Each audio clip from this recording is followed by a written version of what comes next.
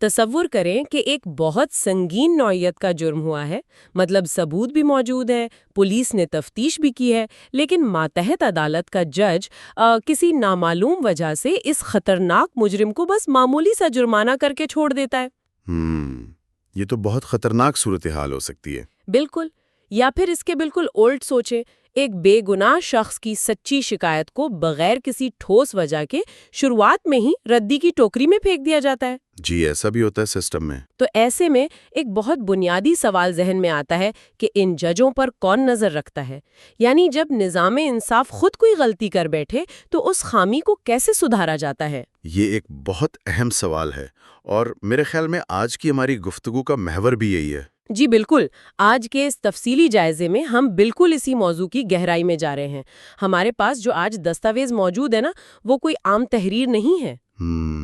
یہ ضابطہ فوجداری 1898 مطلب کرمنل پروسیجر کوڈ کی ایک صدی سے بھی پرانی قانونی دستاویز ہے، اور ہم اس کے باب نمبر 32 کا جائزہ لیں گے، جو کہ ریفرنس اور ریویژن کے حوالے سے ہے۔ بالکل، ریفرنس اور ریویژن۔ ہمارا مقصد آج بس یہ ہے کہ اس مشکل قانونی زبان کو ہم ذرا آسان فہم بنائیں۔ مطلب یہ سمجھیں کہ عدالتی نظام کے اندر کوالٹی کنٹرول کا کیا طریقہ کار موجود ہے۔ یہ کوالٹی کنٹرول والا لفظ آپ نے بہت اچھا استعمال کیا، کیونکہ دیکھیں جب ہم کسی فیکٹری کی بات کرتے ہیں تو وہاں مشینوں کا کوالٹی کنٹرول ہوتا ہے۔ صحیح۔ وہاں کچھ خراب بھی ہو جائے تو صرف پیسوں کا نقصان ہے، لیکن جب ہم قانونی نظام کی بات کرتے ہیں نا، تو یہاں انسانوں کی آزادی کا معاملہ ہوتا ہے، ان کی زندگیوں کا فیصلہ ہو رہا ہوتا ہے۔ یہاں غلطی کی قیمت بہت بھاری ہوتی ہے۔ جی بہت بھاری۔ قانون دانوں نے یہ بات بہت پہلے محسوس کر لی تھی کہ جج بھی آخر انسان ہے اور انسانوں سے غلطیاں ہو سکتی ہیں۔ بالکل ہو سکتی ہیں۔ قانون کے غلط استعمال سے یا محض کسی تکنیکی خامی کی وجہ سے ناانصافی ہو سکتی ہے۔ اس لیے سسٹم کے اندر ایک ایسا طریقہ کار بنایا گیا جہاں اعلیٰ عدالتیں ماتحت عدالتوں کے فیصلوں پر کڑی نظر رکھ سکیں۔ اچھا، تو اس کا مطلب ہے کہ یہ ایک طرح کا اندرونی احتساب ہے، لیکن یہ عمل شروع کیسے ہوتا ہے؟ میں بتاتا ہوں۔ اس کی شروعات ایک بہت ہی خاص اختیار سے ہوتی ہے، جسے قانون میں ریکارڈ طلب کرنے کا اختیار کہا جاتا ہے۔ مطلب سیکشن 435 کے تحت؟ بالکل درست۔ اس سیکشن کے تحت ہائی کورٹ یا سیشن جج اپنے دائرہ اختیار میں موجود کسی بھی ماتحت کرمنل کوڈ کا ریکارڈ اپنے پاس منگوا سکتے ہیں۔ میں دستاویز پڑھ رہی تھی تو مجھے لگا کہ یہ بالکل ایسا ہی ہے جیسے کسی اسکول کا ہیڈ ماسٹر اچانک کسی استاد کا رجسٹر یا گریڈ بک منگوا لے۔ ہاں، یہ بہت زبردست مثال ہے۔ بالکل ایسا ہی ہے نا؟ مطلب اس کا مقصد براہ راست استاد کو کٹہرے میں کھڑا کرنا نہیں ہوتا، بلکہ صرف یہ تسلی کرنا ہوتا ہے کہ کلاس میں کسی بچے کے ساتھ زیادتی تو نہیں ہو رہی یا نمبر تو غلط نہیں لگ گئے۔ بالکل۔ اور جب ہائی کورٹ یہ ریکارڈ طلب کرتی ہے نا، تو وہ دراصل 3 بنیادی چیزیں دیکھ رہی ہوتی ہے: درستگی، قانونی حیثیت اور مناسبت۔ اچھا، یہ تینوں چیزیں؟ جی۔ درستگی کا مطلب ہے کہ فیصلہ حقائق کے مطابق تھا یا نہیں۔ قانونی حیثیت کا مطلب ہے کہ قانون کا اطلاق صحیح ہوا، اور مناسبت کا مطلب ہے کہ جو سزا دی گئی کیا وہ اس جرم کے حساب سے معقول تھی۔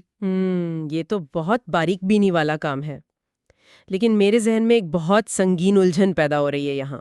جی بتائیے۔ فرض کریں کہ ماتحت عدالت نے کسی کو قید کی سزا سنا دی ہے، وہ شخص جیل کی سلاخوں کے پیچھے ہے۔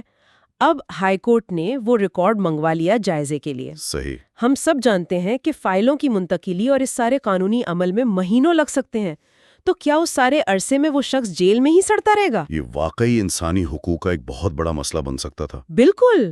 مطلب اگر وہ بعد میں بے گناہ نکلا تو اس کی زندگی کے وہ قیمتی مہینے کون واپس کرے گا؟ یہ تو انصاف کے بالکل خلاف ہے۔ دیکھیں، قانون بنانے والوں نے اس خطرے کو بہت اچھے سے بھانپ لیا تھا۔ انہیں معلوم تھا کہ قانونی تاخیر ناانصافی بن سکتی ہے۔ تو انہوں نے کیا حل نکالا اس کا؟ انہوں نے اسی اختیار کے ساتھ ایک سیفٹی نیٹ بھی دے دیا۔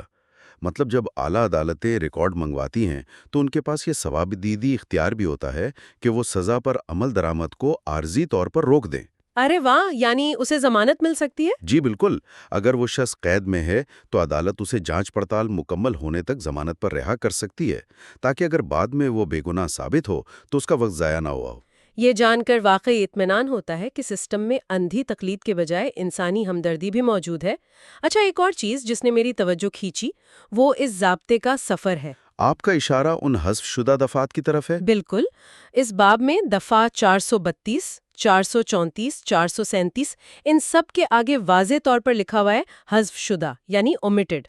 یہ بہت دلچسپ بات ہے۔ اس سے یہ پتہ چلتا ہے کہ قانون کوئی جامد چیز نہیں ہے، اسے ایک بار پتھر پر کندہ نہیں کر دیا گیا، بلکہ وقت کے ساتھ، ضرورت کے ساتھ یہ بدلتا ہے۔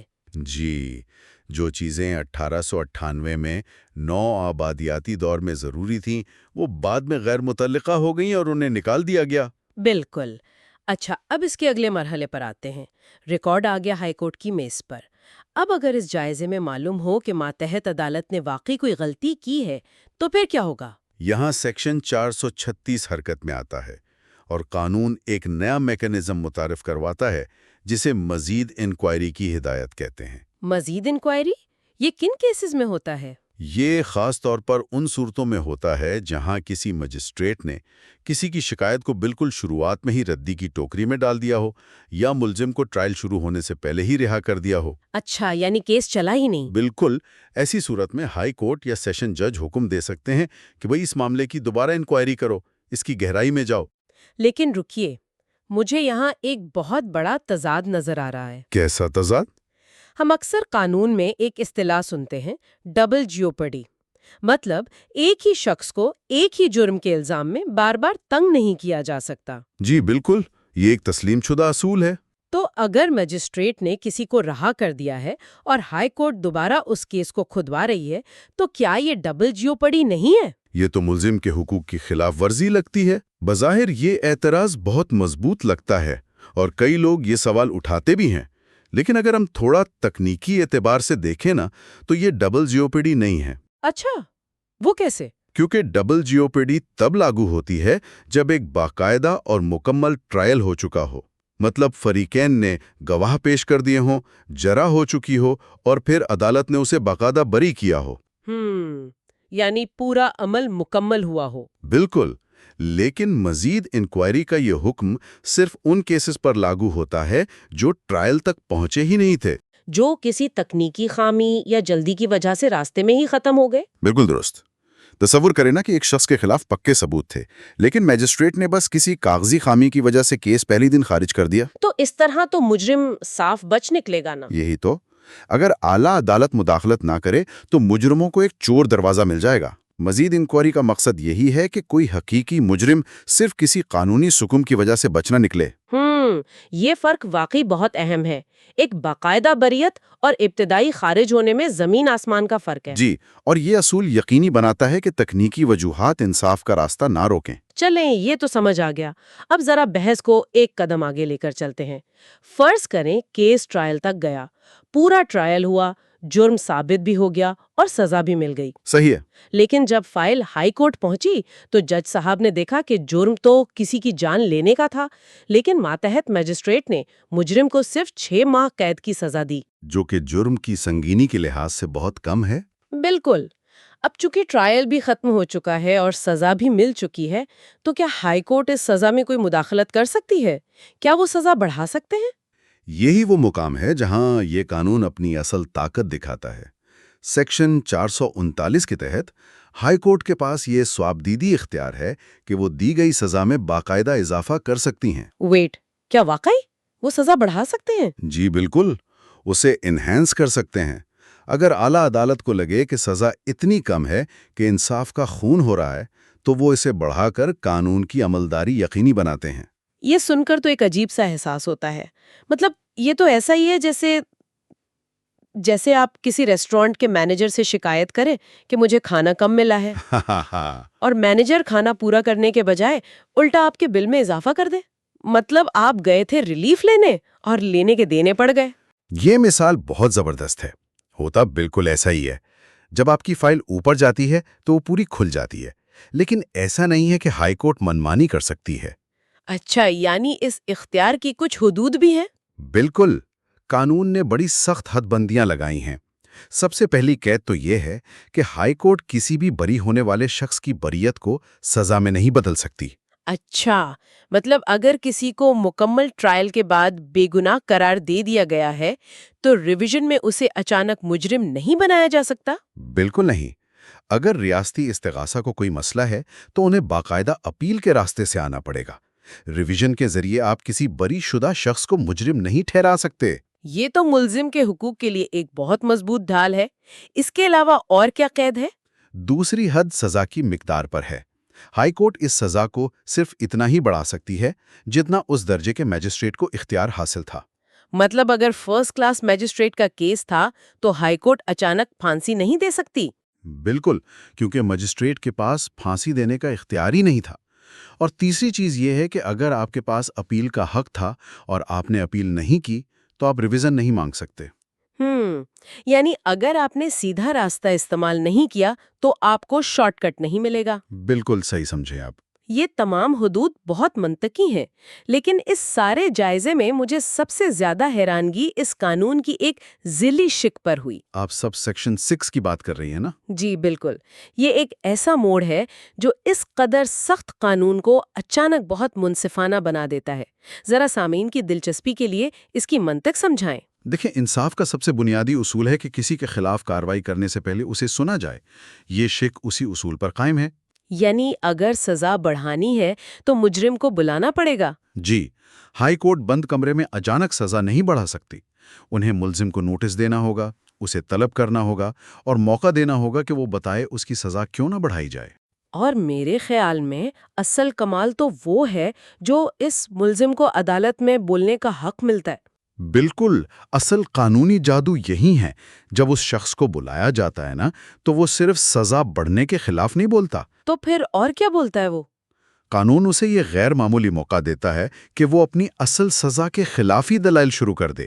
وہ کہہ سکتا ہے کہ جج صاحب، آپ میری 6 ماہ کی سزا بڑھا کر 2 سال کرنے لگے ہیں۔ میں تو یہ ثابت کرنے کو تیار ہوں کہ میں نے یہ جرم کیا ہی نہیں۔ مجھے تو وہ 6 ماہ کی سزا بھی نہیں ملنی چاہیے تھی۔ ارے واہ! مطلب جب عدالت اسے زیادہ سزا دینے کے ارادے سے بلاتی ہے تو وہ الٹا اپنی مکمل بریت کی جنگ لڑنے کا حق حاصل کر لیتا ہے۔ بالکل، یہ شک طاقت کے توازن کو اتنی خوبصورتی سے برقرار رکھتی ہے کہ اس کی مثال کم ہی ملتی ہے۔ اور مزے کی بات یہ ہے کہ سیکشن 439A کے تحت سیشن ججز کے پاس بھی یہی اختیارات ہیں۔ یعنی معاملات نچلی سطح پر ہی حل ہو جائیں اور سارا بوجھ ہائی کورٹ پر نہ پڑے۔ یہ واقعی ایک بہترین توازن ہے۔ اگر اعلیٰ عدالت آپ پر تلوار اٹھا رہی ہے تو ڈھال بھی دے رہی ہے۔ جی بالکل، یہی خوبصورتی ہے اس قانون کی۔ لیکن جب ہم عدالت میں بولنے اور بحث کرنے کی بات کر رہے ہیں نا، تو میرے ذہن میں فلموں والے سین آ رہے ہیں جہاں وکلا روسٹرم پر کھڑے ہو کر گھنٹوں لمبی بحثیں کرتے ہیں۔ ہاں، وہ جو جذباتی دلائل دیتے ہیں ٹی وی پر۔ جی ہاں، بالکل وہی۔ تو کیا ریویژن کے اس عام عمل کے دوران بھی جب ہائی کورٹ محض ریکارڈ دیکھ رہی ہوتی ہے، وکلا کو ایسے ہی کھل کر بولنے کی اجازت ہوتی ہے؟ یہ ایک بہت عام تاثر ہے جو میڈیا نے بنایا ہے، لیکن اصل قانون اس سے بہت مختلف ہے۔ یہاں ہمیں سیکشن 440 دیکھنا پڑتا ہے۔ اچھا، وہ کیا کہتا ہے؟ وہ ایک ایسا اصول وضع کرتا ہے جسے قانونی زبان میں خاموشی کا اصول کہا جا سکتا ہے۔ خاموشی کا اصول؟ عدالتوں میں خاموشی؟ یہ تو انصاف کے تصور کے ہی خلاف لگتا ہے۔ عدالتوں میں تو دلائل دینے سے ہی انصاف ملتا ہے نا؟ بظاہر ایسا ہی لگتا ہے، لیکن قانون دو ٹوک کہتا ہے کہ جب ہائی کورٹ یا سیشن جج ریویژن کر رہے ہوں تو کسی فریق کا یہ حتمی حق نہیں ہے کہ اسے لازمی سنا جائے۔ مطلب کوئی وکیل یہ نہیں کہہ سکتا کہ یہ میرا حق ہے کہ میں بحث کروں؟ بالکل نہیں کہہ سکتا۔ یہ مکمل طور پر عدالت کی مرضی ہے کہ وہ سننا چاہتی ہے یا نہیں، سوائے اس صورت کے جہاں سزا بڑھائی جا رہی ہو، وہاں سننا لازمی ہے۔ لیکن اس کی وجہ کیا ہو سکتی ہے؟